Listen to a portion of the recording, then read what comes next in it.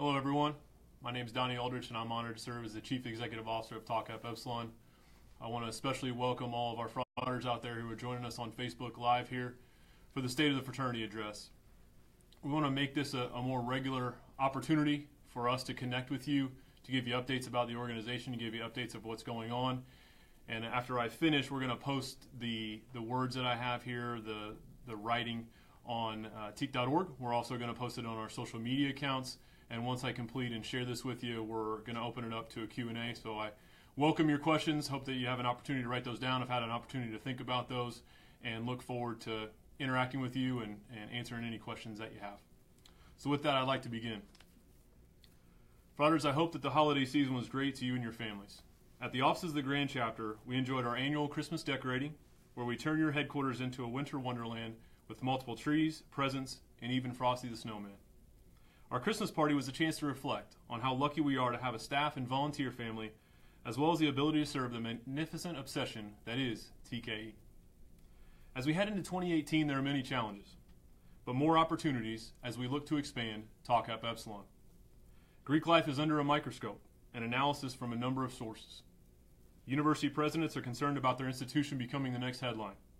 The general counsel at these colleges and universities have a keen eye on protecting their institution from what many view as a liability. The staff inside the fraternity and sorority life office is often overworked, underpaid, and stressed as they are tasked to lead investigations that they often lack training, experience, and authority to complete. This leads us into one outcome. We must protect our future by leading and acting on our values, principles, and standards. At the 59th Biennial Conclave in New Orleans in August 2017, we unveiled the theme of this academic year, Building a Championship Culture. Organizations and teams with cultures such as these don't need the world to regulate or challenge them. They hold themselves to a standard higher than others would seek to impose. If we meet this bar in 2018, there are no limitations to the success we can enjoy as we ring in 2019. So what must we do? Every member of Tau Kappa Epsilon has a role to play if we are to weather the current storm and chart a path to a stronger tomorrow. For collegiate members, there are two factors that will drive our survival: risk and recruitment. They go hand in hand. If a group doesn't follow risk policies, they are typically not allowed to recruit or close down altogether. Risk policies and procedures must be reviewed, adapted, and acted upon. E-compliance must be completed by every single member in our organization. Our insurance carrier, James R. Favor Company, has created programs on alcohol, hazing, and sexual assault to empower our men to make smarter choices, and for our bystanders to understand their responsibility to act. We can lead by having a great time and ensuring our members and guests are safe. Recruitment ensures TK impacts the world increasingly each day. Our strength is in our numbers. Quality and quantity are not exclusive. There are hundreds of quality men on every campus that deserve an opportunity to develop in the greatest fraternity on the planet. For our volunteer corps is vital to the health of TKE. We need more volunteers engaged in playing a role in developing, leading, and mentoring our chapters and colonies.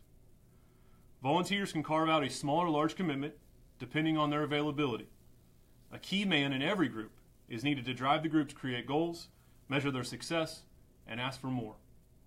In the process, these volunteers provide valuable service in growing social, leadership, and business skills in all our members. For our alumni, engagement in our organization must rise substantially. Many members have a pride and connection to their home chapter, but not the international office, and this must change.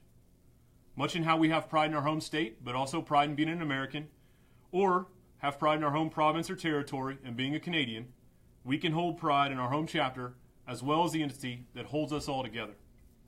Joining an Alumni Association, updating your contact information with the offices of the Grand Chapter, stopping by your local chapter once a year to share business or life advice, or joining LifeFlow Teak are among the many ways you can show your Teak pride and ensure our fraternity thrives.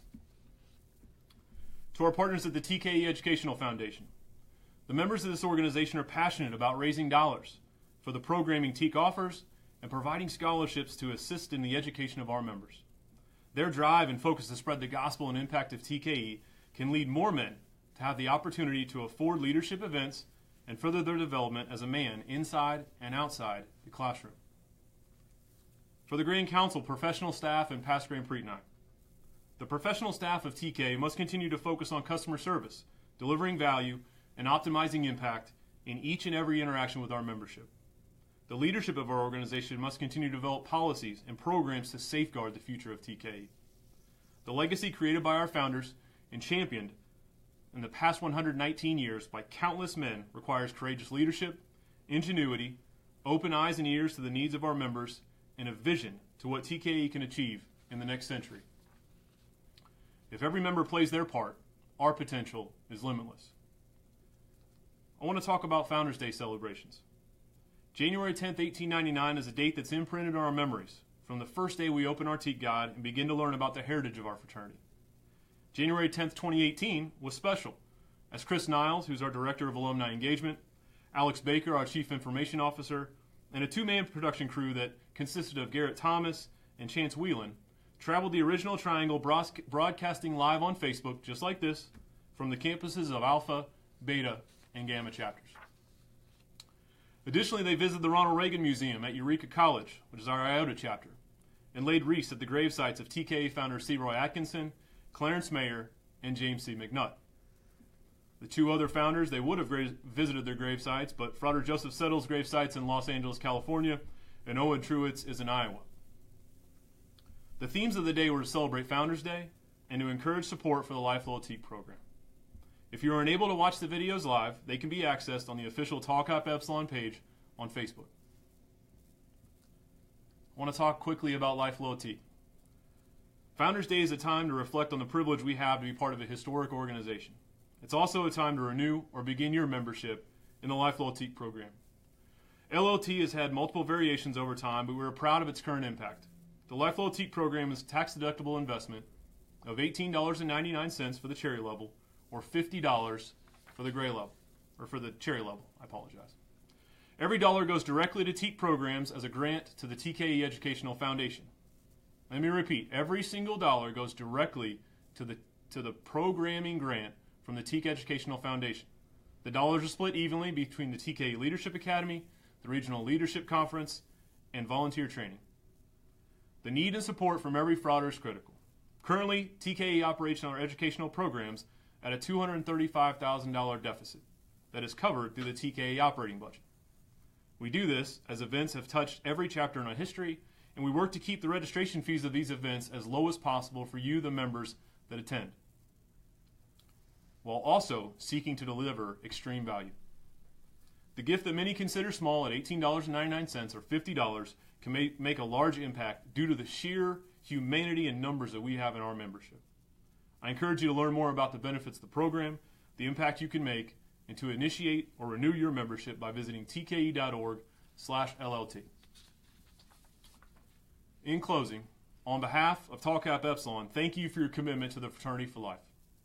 As you can see above, we are building a championship culture within our organization. To create sustained excellence, TKE needs your engagement, passion, focus on living our ideals, and drive toward improving the lives of those around us. In interacting with our chapters, volunteers, alumni, and leadership, I can share one theme. The future of TKE is extremely bright. If I can be helpful to you in the future, please feel free to reach out to me at daldrich@tke.org. Brothers, I love the fraternity.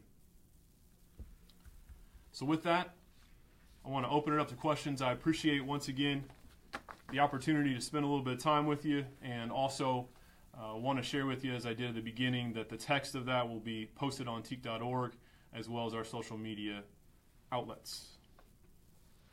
Pull over the handy iPad they have for me here. First question I see is, do we have any plans on future Canadian chapters?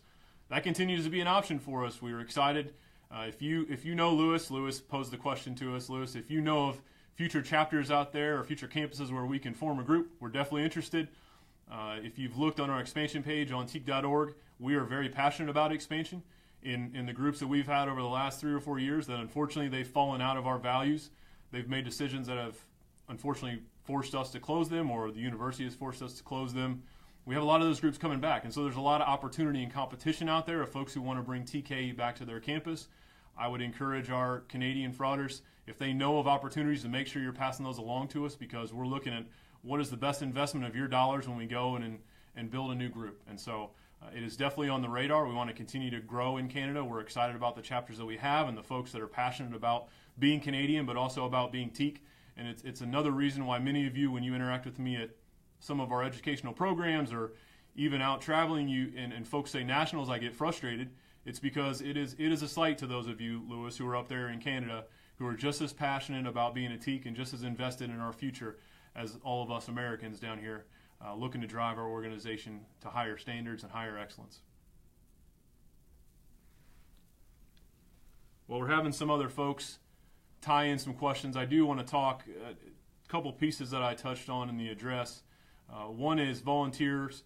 Volunteer training is going to be a big part of our future in this semester. We have volunteer training opportunities that are coming up. We're going to have volunteer training in Region 1 starting in the beginning of March. There's also going to be volunteer training programs for Regions 2 and 3 when we get into early April. I know Region 4 is still finalizing what their timeline is for that program, but it will be happening this spring, and we're looking to make sure that we spend time with volunteers from every single region to let them know the expectations, to give them training, also to give them an opportunity to tell us what they're seeing out there in the field, on the ground. What are the needs of our members? What are the needs of our volunteers? What skill sets can we give them in terms of interacting with some of the risk incidents that we've had, also interacting with recruitment, interacting with the best ways to reach our members and to educate them, to provide networking opportunities. There's endless, tremendous opportunities for us to educate and spend time with those folks. I know I'm excited to engage with them, to hear what their concerns are, and also to make sure that we have our finger to the pulse of the fraternity and we're leading it in the best way possible.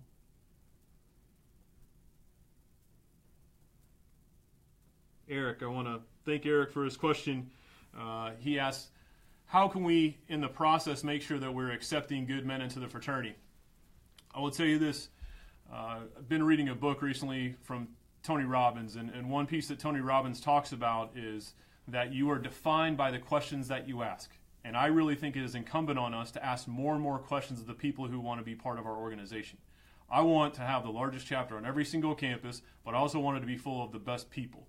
And that's only going to happen by asking a lot of questions and not accepting some of the generic answers that folks give you that are one or two words, but continuing to ask follow-up questions. Why do you want to be part of the organization? What are your goals in life?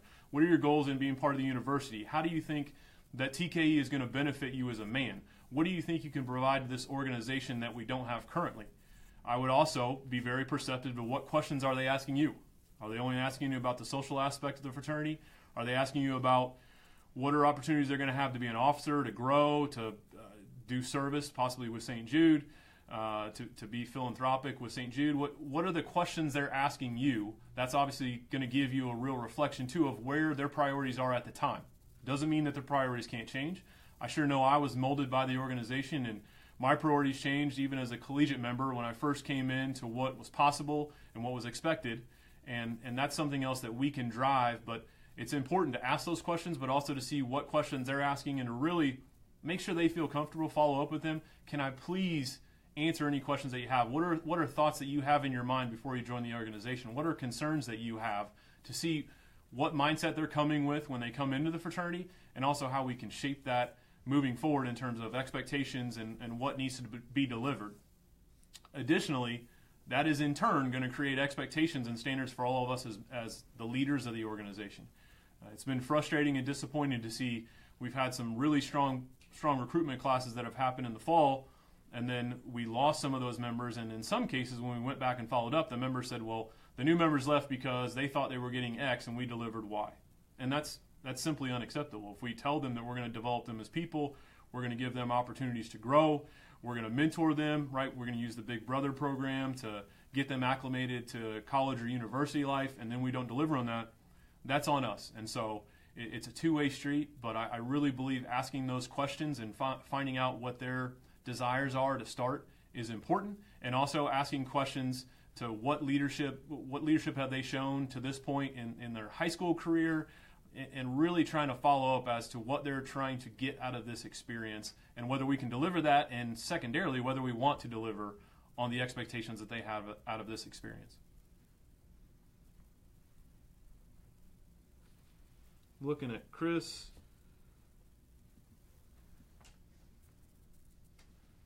Appreciate Chris Townsend's question is, what are we doing to analyze when Greek life, as you've probably seen on some campuses, where one group gets themselves in trouble and it causes a pause on the entire campus, and obviously hurts our organization at times when we are not necessarily accountable to or in a part of the incident that happened. There's a couple layers to that, Chris. First is that we are in a partnership with universities and being a part of their system. That is what we want our relationship to be. I know that's what every Greek organization wants. They want this to be a partnership. They want it to be something where we have university support and we're following the procedures, and also they're providing guidance, they're providing leadership, they're providing funding in some cases to get folks to go to a regional leadership conference or leadership academy. And so we want that partnership to exist. And so in many times there is a pause going on to reevaluate what campus life is. Additionally, our university partners have to look and analyze of are they swinging the pendulum too much in the other direction in terms of are they enforcing items on folks who are not necessarily part of the problem. And in those cases, we're going to have to analyze how we want to support our chapters and what does that landscape look like. I think for Greek life altogether, everyone is continuing to look at this and what fits for them. Additionally, a lot of these campuses, as you probably have seen, they are moving in a number of different directions in terms of policy and procedures, and also the cost. I know Florida State just came out with a new direction, and that has some price tags associated with it that are going to be challenging for, I think, every Greek organization. And so that is going to put us in a position, and every fraternity in a position to analyze, is this something that is sustainable long term, or are they going to have to continue to be flexible in the systems that they put in place, and also these temporary suspensions to, as quickly as possible, get things back online and to make sure that they're interacting and working with the groups that are not part of the systemic issues that they see.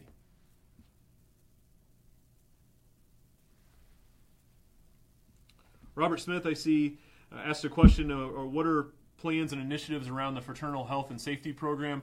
That is something that we have partnered with, once again, our James R. Favor company, and investing dollars. I'll tell you, as we're looking to approve the budget for the 2018-19 year, that is a big part of that budget in terms of going out there and working with some of our pilot chapters. I know Greg Roskoff and Greg Haller have been working their tails off out there and trying to get folks educated.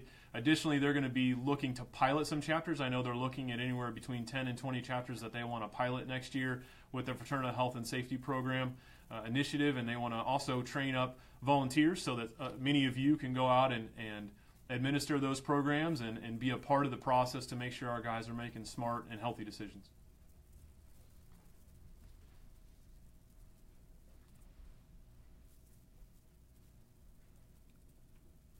See David Atkins, a former staffer, asking questions about the servicing structure continuing to evolve in the next fiscal year to meet the needs of our members, Greek community, and volunteers. There's no doubt, David, that we are continuing to evolve. I'd say at this point it's weekly in what is the structure, what is the best way possible to serve our members. This obviously is one way. The fraternity has invested a good amount of money in technology, and you've probably seen that through some of our Facebook Live pieces, but also through some of the videos that we have that are going to be coming out. We're working on some member education videos, new member education videos that I know Alex Baker and his team, communications department, has been working really hard on. I think you're going to see some movement on that soon. We've been working on a recruitment video that's going to be passed along throughout social media that groups can use.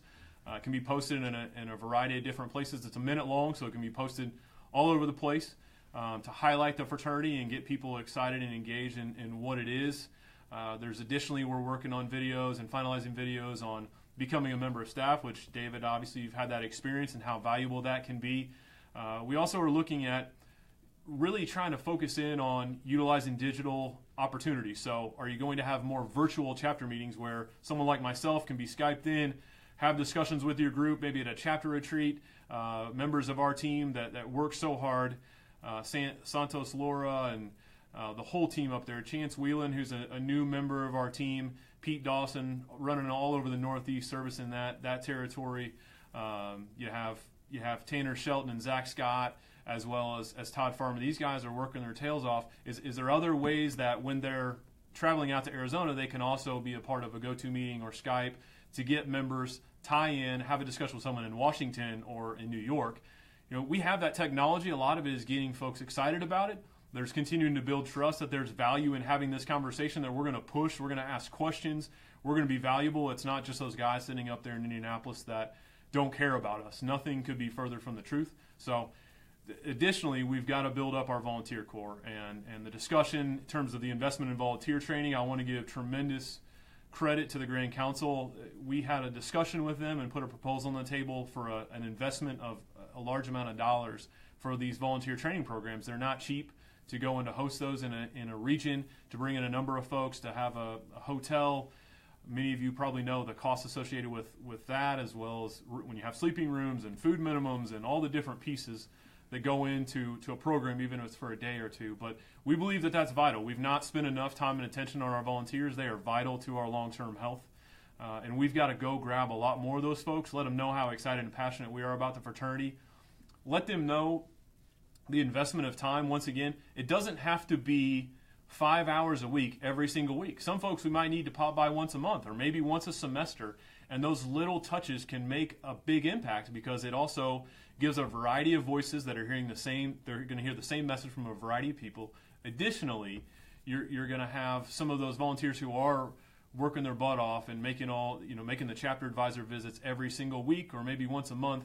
They're going to get an opportunity to have some folks come in and relieve them a little bit of the day-to-day or the week-to-week. So the more folks we can get engaged and involved, it's going to be a big drive that you're going to see out of the organization, and it has to be. So the servicing piece, I think you're going to see more volunteers involved, because that's what has to happen. I think you're going to see more media pushes from us to be able to be in more places at one time.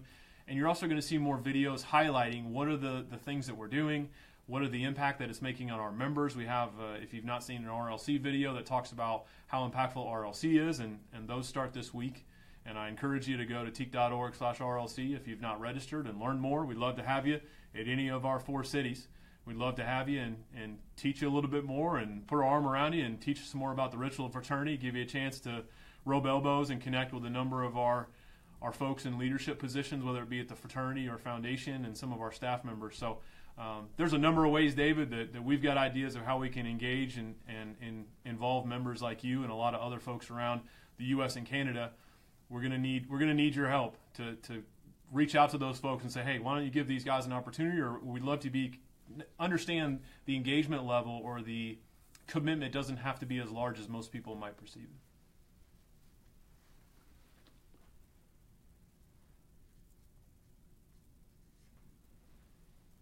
I see Benny Bliss. I appreciate Benny for all his work down at Auburn and helping to rebuild that chapter. His question is on the Blueprint program and what we can do to further emphasize that. I will tell you, Benny, that's going to be an item that we're going to analyze. We're heading into a Grand Council meeting in the 3rd weekend of March, and in that meeting, I know we're going to have a real big discussion around new member education. Obviously, the epidemic that we've seen around the country and in Canada with hazing, it's unacceptable, and it only means to me we've got to spend more time on education, and that's part of my background. I've been blessed to be a part of the education team for a good part of my history here with the organization.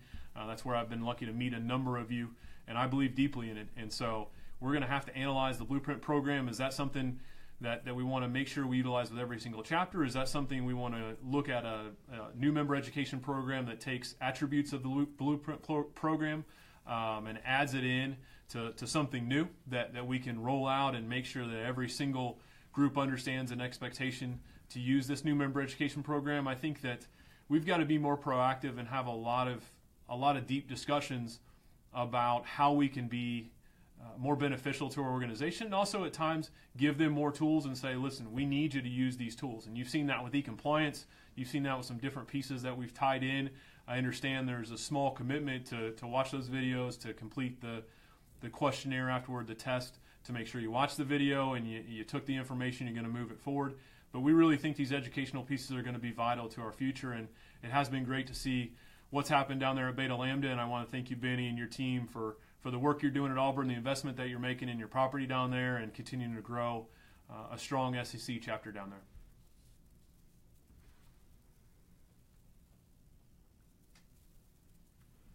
I see, Alejandro, I appreciate your question. How can I, as a new chapter advisor, create a solid connection between our alumni and our soon-to-be brothers? There's a couple of different options. I think the first is, how can you create more touch points for the folks to interact? And that could be through social media, something like this. Could you use the connections you have with whatever alumni? Hey, could you film a quick 3 or 5 minute video talking about your experience as a member of the fraternity, or what you do now, some of your life skills? Could you give a message to the encouragement to the chapter? Vice versa, could you look and go talk to some of the members in the chapter who are interested in future job opportunities, or even they're passionate about some, whether it's sports or politics or business. Find attributes of some of those folks that you think that could connect to some of those alumni, and pair those up and say, I'd like to give you the phone number of ex-alumnus that I know, and connect you and let you have some conversations, because I think it could be really beneficial to your future. Some of the challenges that you're going to have and come up against as a student, some of these folks have seen. At the same time, going back and reaching out, even if it is getting the entire alumni list, which you can reach out to us. We're happy to provide you that, if it's the email addresses of all the members of your scroll, to send out an email blast and say, hey, I'm a new advisor here. I want to create some new energy, some synergy between our alumni, our chapter members, even our new members. Would you be interested if I connected you with some of the members of our group? Could you please just reply and say, yes, I'm interested, and here are the 2 or 3 things that I'm passionate about. At the very least, you might get folks who reply back and say, I'm not necessarily interested in becoming a mentor or being involved in that type of conversation, but hey, if you're having an alumni event or a tailgate or getting together for a happy hour, I'd love to be a part of it. So a lot of it is going to be driven by that connection, and once again, harping on asking questions and looking for ways that you can create energy, and then taking that energy and turning it into synergy between the collegiate members and the alumni members. Thank you, Alejandro, for becoming a new chapter advisor. Hopefully there's a lot of folks out there like Alejandro listening to this who might be excited or interested in learning to be a chapter advisor or a province advisor or a grand province advisor, or don't know any of those titles I just shared and want to go learn more about them. So we need more folks like you who want to be engaged and passionate toward making our members better.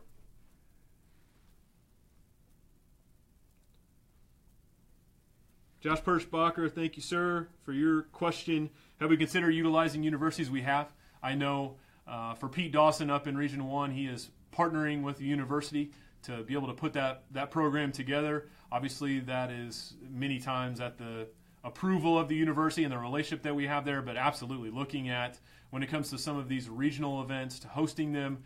When it comes to some of the regional events, I will tell you a lot of the challenges that we have are twofold. One is ballroom space to be able to hold a ritual and to have some of the meeting space that we need to have, and then the food capacity when you're hosting that many folks, being able to put on a banquet style meal with the servers that are needed, the food, 3-course meal. Obviously that takes a different level of service than a lot of the universities have the capacity for, and I believe that experience is very valuable. I know for a lot of our members that's a real opportunity to see, what is it like when I graduate and go into the business world and I'm going to be asked to go to a work conference. What is that going to be like? Those folks are getting that experience now as a collegiate member. I think it's great that we can provide that opportunity of what it's like to go to essentially a professional conference and to stay in a nice hotel, to have a meal, to understand how to interact with people who are up on a stage. There's a lot of layers to that I think are can really benefit professional development, as well as there's a lot of space that those folks can give us to now do mock interviews and networking sessions, as well as our workshops.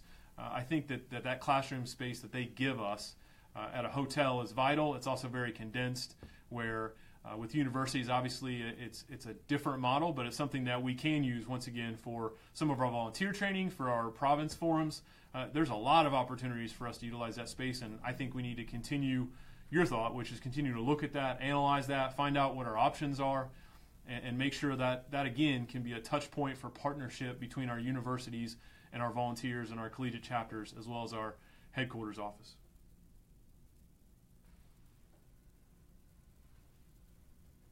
Steve Moss, I see your question. Thank you, sir. Given the challenging environment across the country and the entire Greek system, are the headquarters, offices of fraternity across the country meeting together, hosting any focus groups to develop a system-wide plan on how to proceed in this challenging environment? If we don't, consequences could be extreme. You're absolutely correct. There are a number of circles of folks that are meeting. I can tell you, for folks who are on some of our Facebook groups, I know there's been a question or discussion or is anything going on out there because it's not as public in terms of the conversations that are happening. I will tell you, for myself, I've been lucky. We're part of the Fraternity Executive Association. I'm a member of that, and they do have a couple meetings a year. They just had the mid-year meeting down in Atlanta, where you have basically 50 executives of all the major players, all the major fraternities in a room having discussions about our current environment, future environment. Additionally, even though we're not part of the NIC anymore, I have continued to stay in contact with the CEO of the NIC, and we have regular lunches where we have discussions about where the NIC is, where they see the Greek system going. So that connection point, even though we're not members, we've continued to maintain a relationship with the leadership there to stay connected. Additionally, I know for the Grand Preakness, he has been connected with the leaders of 8 or 10 other major fraternities, and they've had at least a couple conference calls, one that I've been lucky enough to be briefed on and be a part of, which is discussions about decisions that they've made. You've probably seen some organizations that have made decisions about alcohol-free housing, or they've made decisions about the education, new member education period. And so there's a lot of discussion going on about the process of that, how it's been implemented, how it's been accepted by students. And in some cases, the students have really been driving some of these initiatives. In others, it's been a more challenging process. And everyone's analyzing what works for them and what works for their membership and what is going to work best for them long term. And so absolutely, there are a number of conversations going on. I think there's a deep analysis going on at the Greek level, Greek life offices.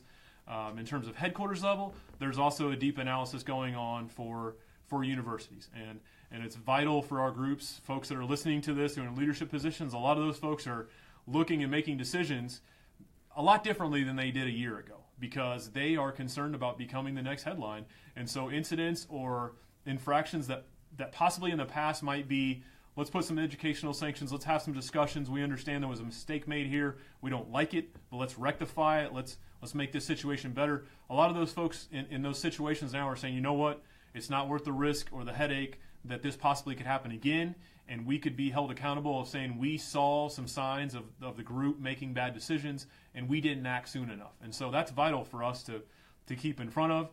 And for us, you're going to see, once again, more proactive education pieces, working more with our volunteers and making sure that this family is tighter and also has deeper connection points, such as this conversation we're having now, so that you're hearing it from me. And hopefully then you're going and spreading the same messages, because we've got to get our arms around each other more and make sure we're more unified in how we're acting, what our expectations are, what our tools to be able to complete those expectations or standards are. And so, Steve, I know I went a couple different places with that, but absolutely there's a lot of conversations going on. This Grand Council meeting that's coming up, once again, in about 7 weeks from now, are going to be vital. The regional leadership conferences the next 4 weekends are going to be vital to get perspective of members, to have a lot of great conversations around risk, a lot of the places we put ourselves in, that when you say it out loud, it doesn't make a lot of sense. A lot of decisions we make in the moment that are emotional and not as thought-provoking as they should be. And so you're going to see a lot of folks from our team asking questions of our members. We obviously want to get them to ask questions. We want to give them an opportunity to share what they're seeing, be able to get our heads together and make sure that we're making the best decision for the fraternity. But everybody from every level is analyzing this thing right now and what's going to work for them. And I have tremendous trust in the leadership of this organization, the folks that I'm lucky to spend time with, that we're going to get this right and we're going to create even better systems. And I have tremendous belief in our volunteer corps and our alumni to become more engaged, to feel more like this family, and to get us and steer us where we need to be.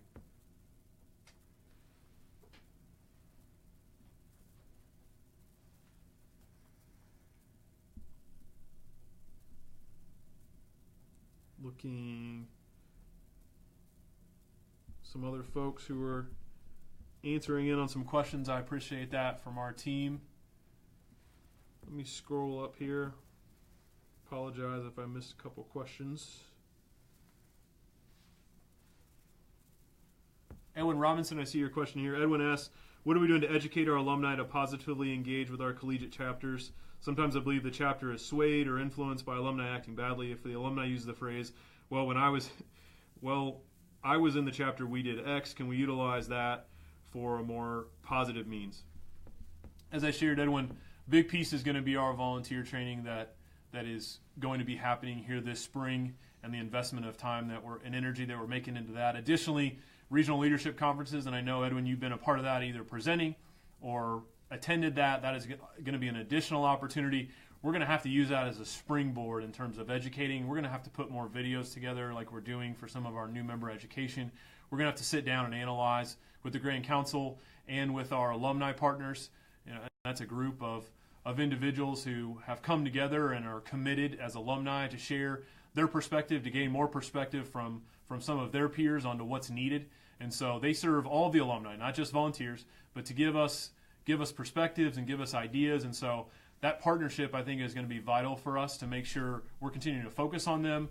Additionally, Chris Niles and as our Director of Alumni Engagement, he's doing a great job of traveling around, and he's only one man. He's got the help of Pete Dawson and Todd Farmer, who are also working out in the Northeast and out West to build some of that alumni engagement and alumni associations to be able to, once again, educate, interact, engage.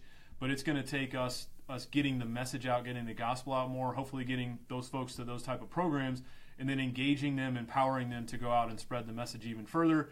Secondarily, once again, layering that in with some messaging from our office, whether that be some of the guides. You've seen some of the different guides we put together for our officers and for chapter operations, being able to put guides together like that, as well as videos, and more interactions and engagement from the other members of our staff that are traveling around that can have those conversations and also tie in.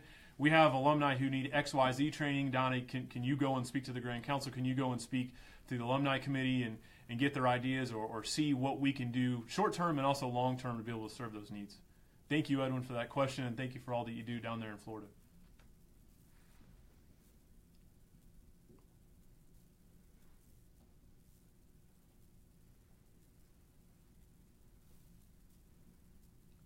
I'm looking, Greg Barber, I appreciate your question.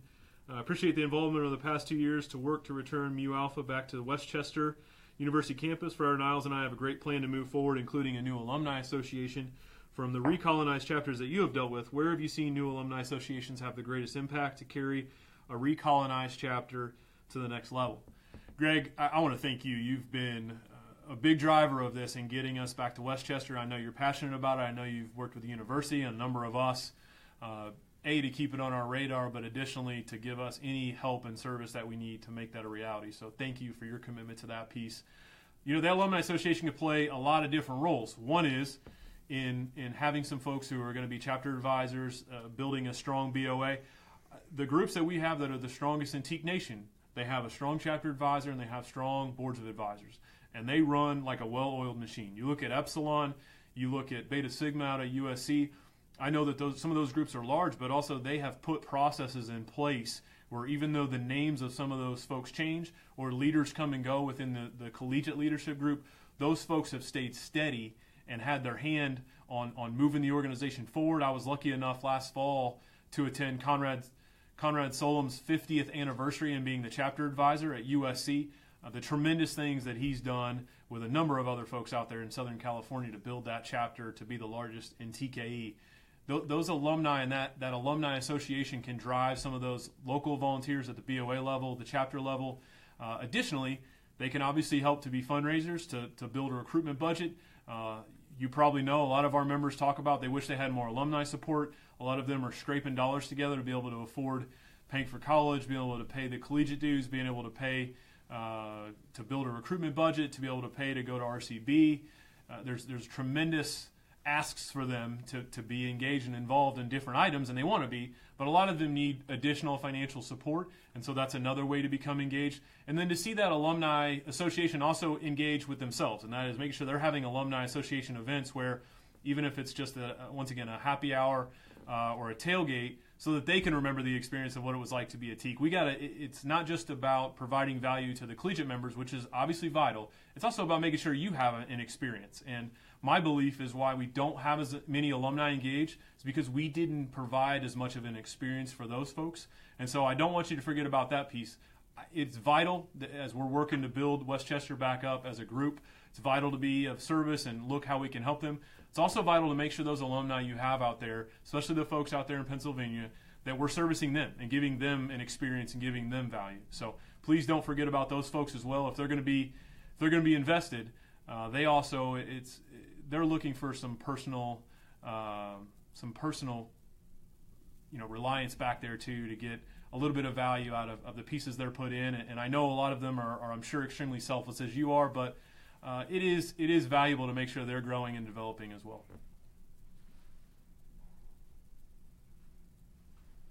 Scrolling back down.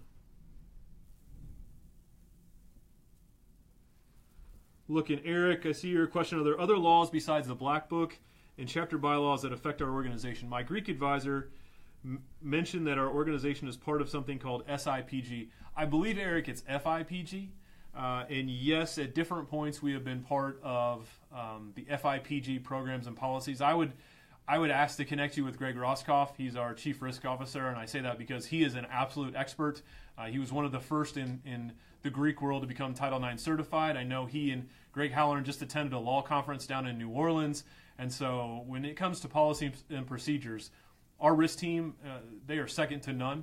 And he is someone who's going to be able to give you all of the ins and outs of that, things you should know, rights and rights that you have, both for your students and also for you being involved, that you have when it comes to the university, and making sure that there's alignment there, and also making sure that you know the parameters that you need to work in, the expectations of our office, and also how that corresponds to the expectations of the university. So I want to please connect you with Greg Roscoff. His email is groscoff, ROSKOPF,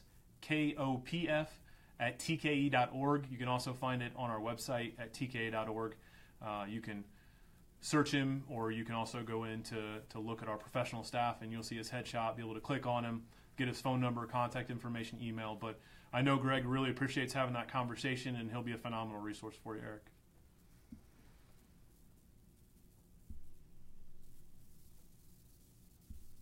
John Moore, I appreciate your question. Understand arriving a touch late, still phenomenal to have you. Thank you for being here. He asked, forgive me if this has already been covered, but following up on Steve Moss's question, are we analyzing whether all houses should be dry? It's something that's being analyzed. So the answer is yes. Are we analyzing? Is that something that we should look at? Yes.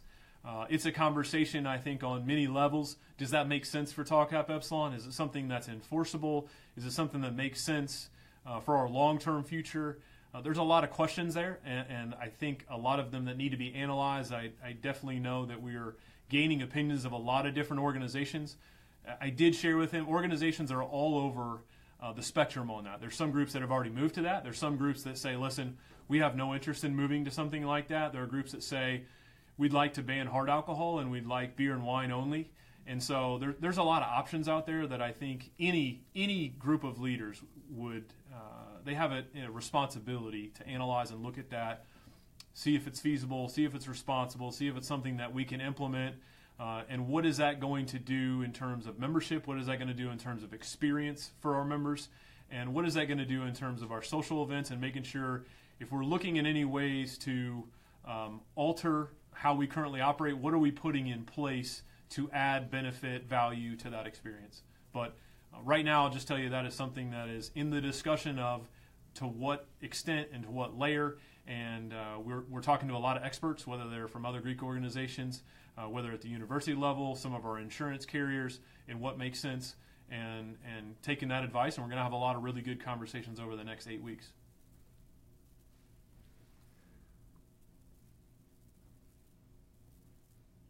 Appreciate Chris Maloney for your shout out on the RLC program, and it is unbelievably valuable. I really encourage you, once again, if you've not registered or not even sure what the RLC program is, to please go to teak.org/RLC and consider being a part of those weekends.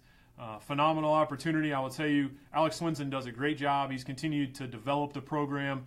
We've really put a lot of professional development pieces in. So before, we had a lot of juniors and seniors who said, you know what, RLC's for the new guys and the new officers, let them go and learn leadership skills. I'm focused on graduating and getting in my job or going on to grad school. We're putting in pieces and layers of this to drive value to those folks, as well as we're going to continue to have chapter operation pieces of that. We're going to have a general session on risk, myself and Greg Roscoff having a lot of discussions on some of the items we're touching on here. asking questions about what are you doing, what decisions are you making, what are ways we can make smarter decisions, not saying we can't have fun. Our organization is always going to be a social organization. It's a big part of what is engaged most of our experience. But there's a lot of layers to that experience that are not just social that we need to take advantage of. And if we don't do the social piece correctly, we're not allowed to do all of the other layers that have helped us to grow and develop as people. And obviously, for many of us, really expanded our network and expanded our skill set. So I hope that you're going to be part of the RLC program. If you don't know anything about it, once again, teak.org/RLC. We hope that you check it out and consider being a part of one of our 4 weekends coming up. The first one's going to be in Jersey City, which is just across the Hudson there from Lower Manhattan. Then we're going to come here to our headquarters in Indianapolis. We're going to have at downtown Indianapolis. Then we're going to go to Las Vegas, Nevada, have a great event out there, and then we'll wrap it up in Atlanta, up in northern Atlanta, a suburb called Buckhead. We're excited to host our last RLC with our frauders down south. So there's definitely one in your neighborhood somewhere, and hope that you can be a part of that, and really look forward, if you are, to engaging with you. And a lot of our Grand Council members, our foundation leadership team are going to be there, and excited to meet you if you are.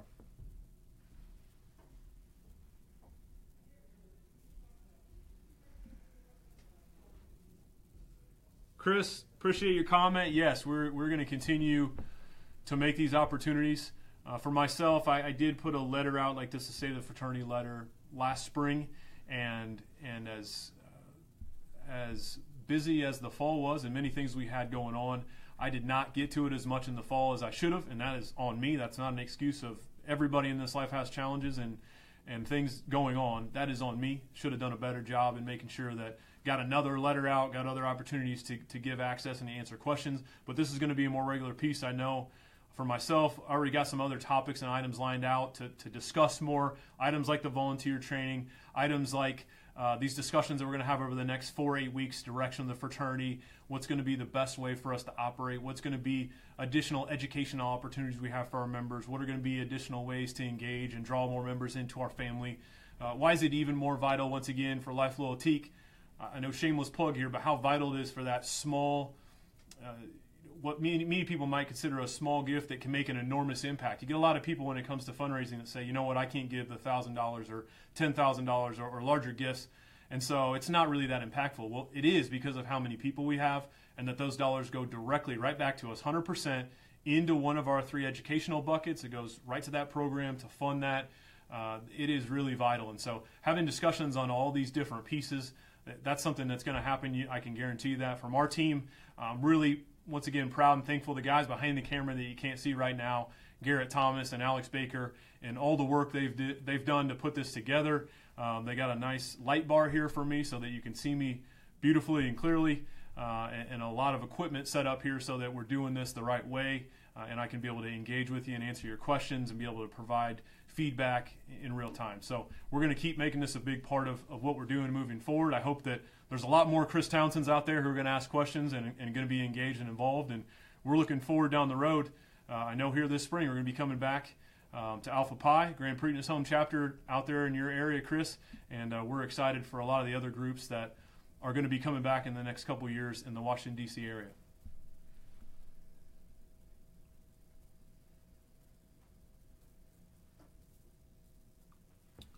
Mason, appreciate your question. Mason asked this question, and it's a question we get a lot of times.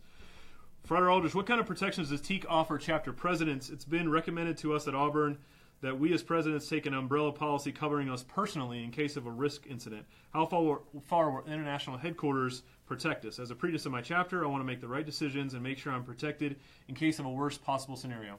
It is a phenomenal question, and I want to answer this, Mason, in the clearest way I believe possible. Our policy that we have through James R. Favor is a policy in this light. It is a policy that protects the chapter. And so primarily it is, number one, protects the chapter in case of a liability. It is going to protect the Beta Lambda chapter of Tau Kappa Epsilon, as well as it's going to protect the international fraternity. As you could imagine, a lot of times there are lawsuits or litigation. The international fraternity is one of the folks that are drawn into that.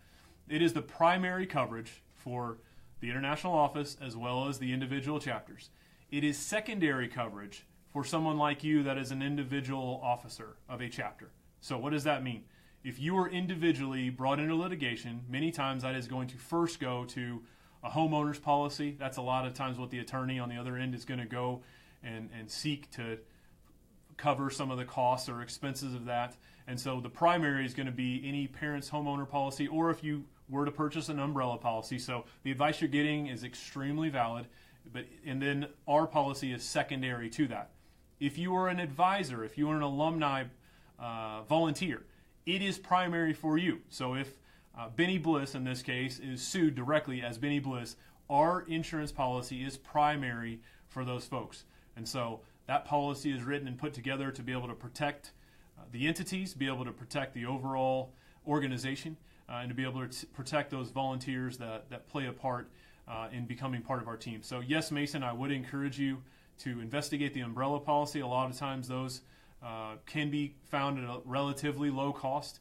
I would also encourage many groups, if they're taking that step and looking at that, if we take that cost and expound it over the membership and bake it into our due structure, what is that cost? Is that $2, $5 a semester? What is that amount of dollars that can make sure that our officers and our leaders are protected in that case?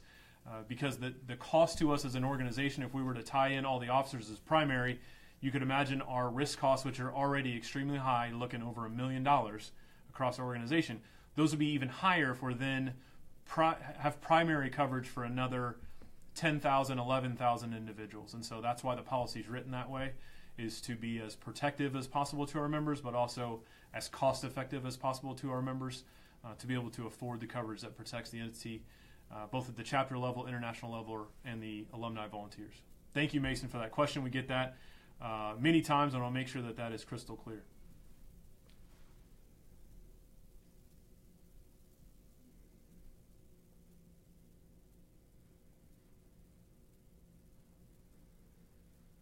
I see this question. The problem with trying to enforce alcohol regulations is that being an international fraternity, here in Montreal, we have to be 18 years old. Laws are a lot more flexible in regards to consumption of said alcohol.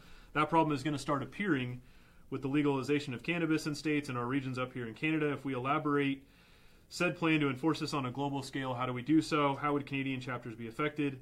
This leads to what happens when we all meet up, whether it be RLC or province forum. And no apologies there for the long question. I will say this: if we put a policy in place, obviously we're a private organization, and so the expectations and standards that the Grand Council and the Grand Council and the leadership of the organization, obviously they're elected by all of you, have put them in a position to make those decisions, and obviously seeking the counsel of many folks, collegiate members, members of the Collegiate Advisory Committee, the alumni committee that we have involved as well. Involving all of those folks, whatever policy is created, yes, that is going to be something that is enforced across the organization if you want to be part of Tau Kappa Epsilon. And that is simply an option that you all have. We all have an opportunity every single day to be members of this organization or not be members of this organization. Our membership is voluntary. And unfortunately, we have folks who don't make good decisions, and that voluntary piece gets out of their hands and a decision is made for them no longer to be a member of our organization. But if we put a policy in place and we feel that it's best for our membership, whatever that policy is, and in our case being 21 to drink at our chapter houses, yes, that is a policy that goes to be a part of Tau Kappa Epsilon. And in the Black Book, that's spelled out in terms of looking at local laws and looking at national laws. And so that is the difference in terms of giving you that. What does that look like on a scale?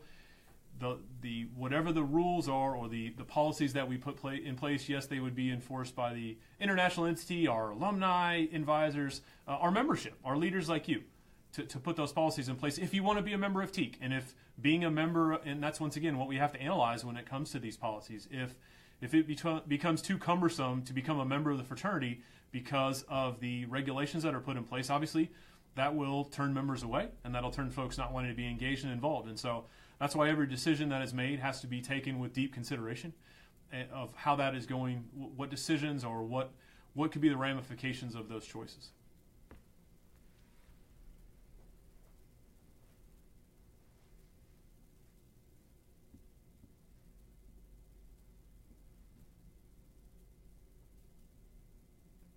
Look think we're looking to wrap up. I know a couple of the folks, I appreciate your questions, and we have folks who are going to, from our team, who are following up. If you have individual items that need a little more care, a little more personalization, we're going to have our folks reach out to you and make sure that you're getting that rather than having a conversation with me on here. I want to make sure we're having a deeper conversation, investing in time with you, and following up on the individual issues that you have so we can make it right.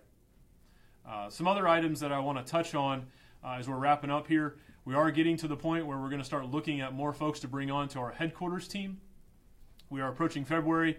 For any of you who are out there, either an alumni member or talking to some of our collegiate members who might be interested in being part of our headquarters staff, we encourage you to go to the RLC. We're going to be doing mock interviews there. We've had a number of folks in the past who have attended those mock interviews, spent some time with myself, other leaders in our organization, and been able to connect with them. Also coach them up, give them some tips before you go into the interview that's here in Indianapolis or via phone interview to be able to connect with us. At that point, we're able to give you some tips, tricks about how to interview, what are things you should look for, what are things that you don't even notice that you do whenever you communicate with other folks or whenever you're telling your story and selling yourself. What are things that you possibly leave out about the fraternity experience that could really be phenomenal in terms of sharing your message, telling your story. And so we encourage you to do that, but also to be on the lookout. I would expect that we're going to look to take in those applications, to take in those resumes toward the latter part of February, and then look to bring in some of those folks for interviews, starting out with phone interviews, but bringing in some folks to interview here in Indianapolis in the March timeframe, because we want to get those folks while we can. Before I know, there's a lot of great organizations out there and companies who are going to want to snatch up our great teaks, and we would love to get an opportunity first to let them become a part of the Magnificent Obsession and serve this organization and make our chapters and our alumni better. So that opportunity is going to be coming up here soon. I'd like for you to keep that in mind, or if you're an alumnus tuning in to us, we'd like for you to please think about folks who might be great for that opportunity. Pass that along, pass my email address along, or pass this video along, and see, is this something you might want to be a part of? Are these some folks that you might want to connect with and at least explore what the opportunity is? And at the very least, we'd love to have at the RLC coach you up on some interview skills that you can go and use if you're going to go interview at Salesforce or Amazon or Google or whatever phenomenal small business or large business you might want to be a part of.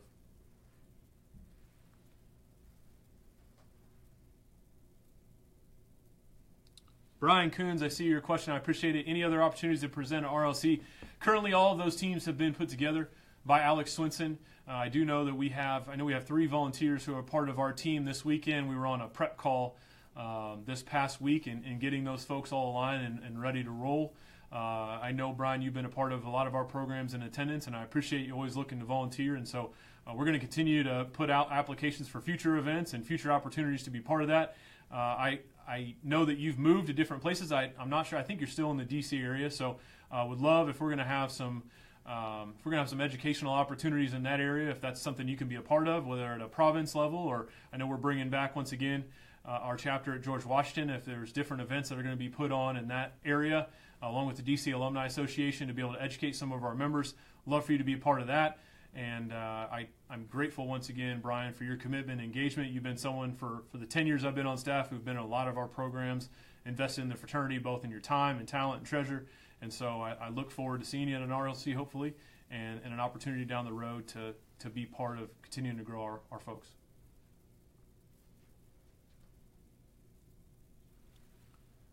Two minutes left here. One piece I do want to touch on to make sure I don't leave this out. For any of you who might have open plans this weekend, especially on Friday night, and live in the New York City area or have a car and want to drive to the New York City area, part of the RLC experience that we're excited about is that Frater Steve Forbes is going to join us this Friday evening. He's going to speak and be our keynote. He's going to say a few words. I know Frater Forbes is typically on a very tight schedule, and he's going to be coming in after we complete our ritual is the current timeline that we understand right now after ritual on Friday. But I know that he's also extremely charitable with his time, and he has been in the past, to shake hands and take pictures and be able to talk about his experience in the fraternity, talk about why he's passionate about being part of our organization. But I will tell you, even more so, he wants to meet all of you.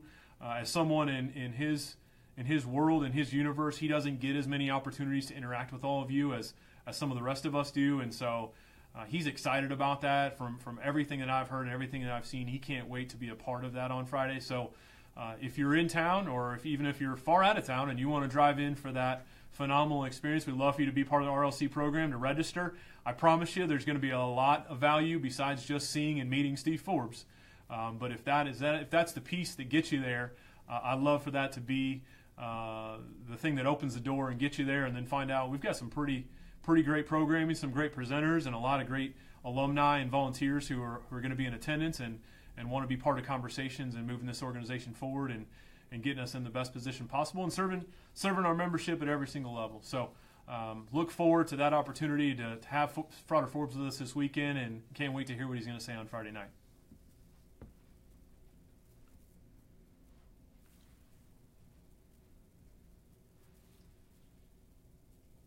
Dean Ross, I see your comments, and as I'm wrapping this up, I want to say thank you.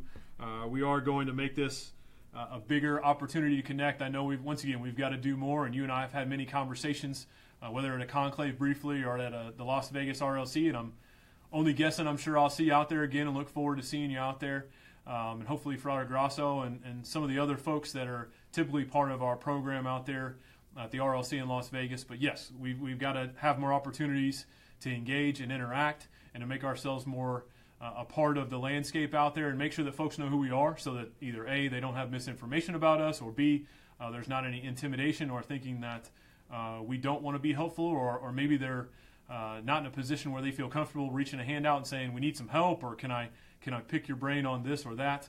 Obviously the folks that have engaged with us, I believe, have felt much more compelled to make that ask, to engage in that conversation, to ask us, can you Skype into a chapter meeting? Can you Skype into a leadership event? Can you put something together? I know for Iowa State, they asked me to do a 5-minute video. They gave me a couple pieces they were talking about, and I did a video to the lines of this, a 5-minute video I put together and sent out to Zach Woodbeck, the Preakness at Iowa State, as he was doing his chapter retreat, to talk about how excited I was about what they're working on, to be able to give a little bit of message on where we're headed. And so there needs to be even more from us. I absolutely believe that, and we're going to deliver on that, and I thank you for continuing to push on that, and I know you have a deep passion to make the organization better and want all of us to be successful, and I appreciate that. To all of you, I want to thank you for your investment of time, whether you watch this for 5 minutes or you watch this for over the entire hour. It's been an honor to share a few thoughts here. There's a lot more that I want to be part of sharing with you in the future, and a lot more ideas that I want to be able to talk about and engage with you. I want to let you know tonight there is a LifeFlow Teak webinar.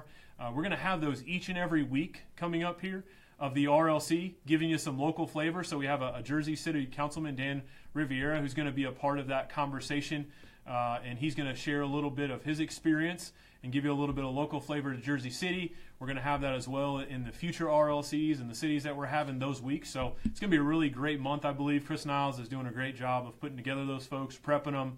And he does a great job in the production of that. Frater Ray Franklin, who many of you know, has been essential to our conclave program for the last 40 years. He's done a lot of great work to help Chris Niles, Alex Baker, myself on how to speak, how to put a production together so that it really is enjoyable and the easiest to digest to all of you out there as the audience. And so I'm excited to see him continue to develop and to deliver those LLT webinars tonight. And that will, once again, that'll be at 6 p.m. tonight. So we're looking forward to that. Looking forward to engaging with all of you at the RLC starting this weekend in Jersey City. And I want to thank you for your investment in the greatest fraternity on the planet. And I look forward to speaking with you at a future event or online or down the road in person. Thank you, Fraters. I love the fraternity. Have a great day.